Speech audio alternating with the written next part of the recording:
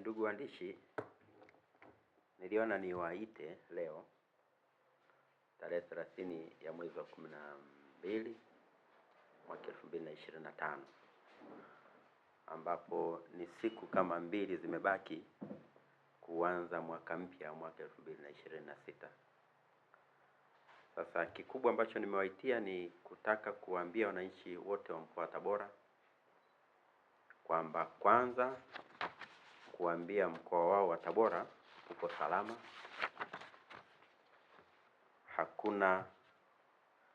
Hakuna tishio la aina yoyote ile ambalo mpaka sasa labda tumelisikia au tunaliona ama tunalitarajia. Kwa tunaamini kwamba tutavuka mwaka tukiwa salama salimini.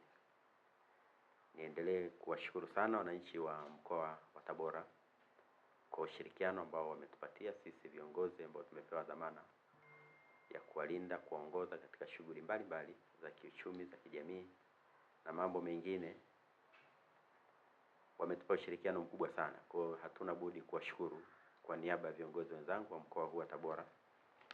Wananchi wote, kila mmoja katika kiunga chake, katika mahala aliko, wametusaidia kwa kiasi kikubwa sana.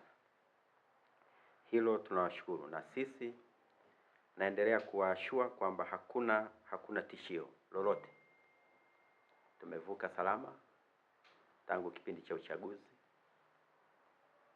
Tumevuka salama sikukuu ya Christmas, na naamini siku mbili hizo baki tutavuka pia salama mwaka mpya, na shughuli zote zitaendelea kama wananchi walivyojipangia.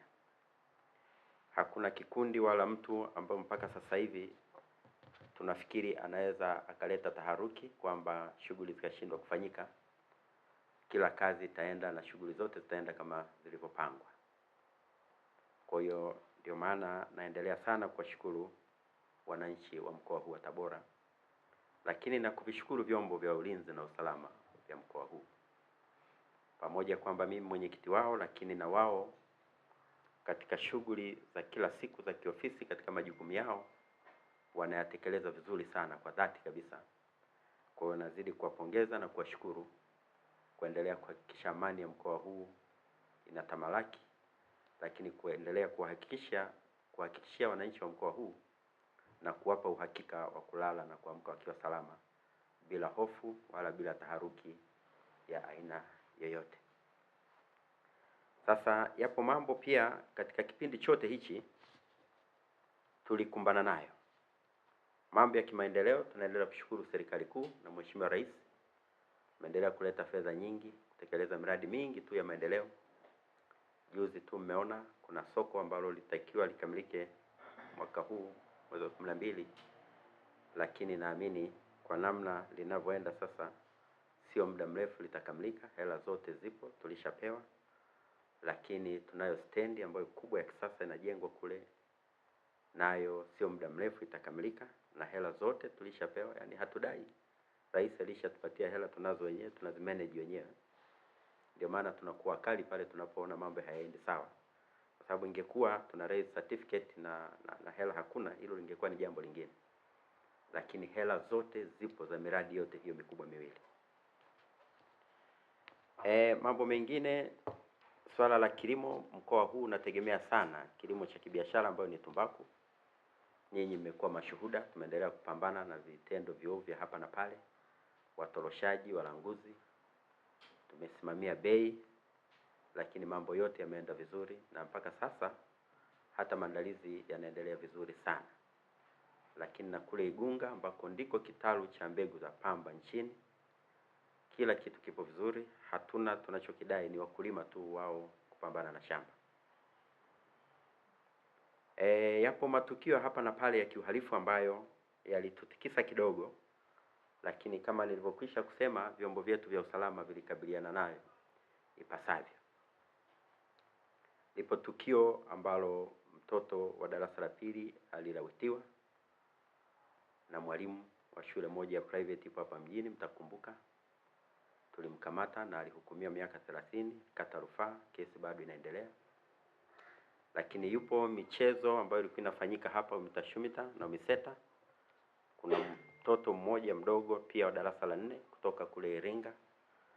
kuna mtu pia alifanyia ukatili, lakini na nyinyi mtakumbuka tulimkamata yule bwana, naye alifungwa miaka 20.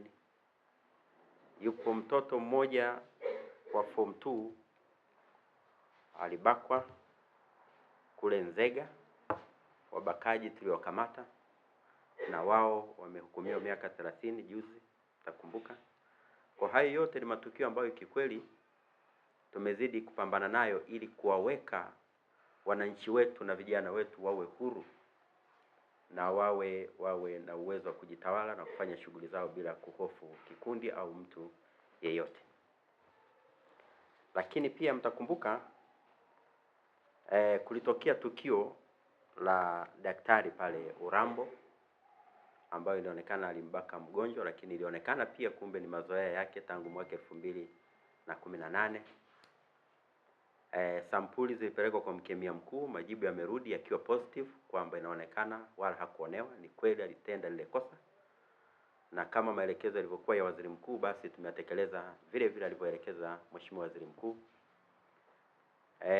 Tunaendelea kutoa onyo wa matukio ya namna hiyo, lakini lipo tukio la mauaji ambalo lilitokea, mtakumbuka mtoto wa afisa elimu hapa Manispaa aliuawa na akafukiwa nje ya nyumba fulani hapo. Watuhumiwa wote wale 5 tuliwakamata na kesi bado ipo mahakamani, naamini haki itatendeka.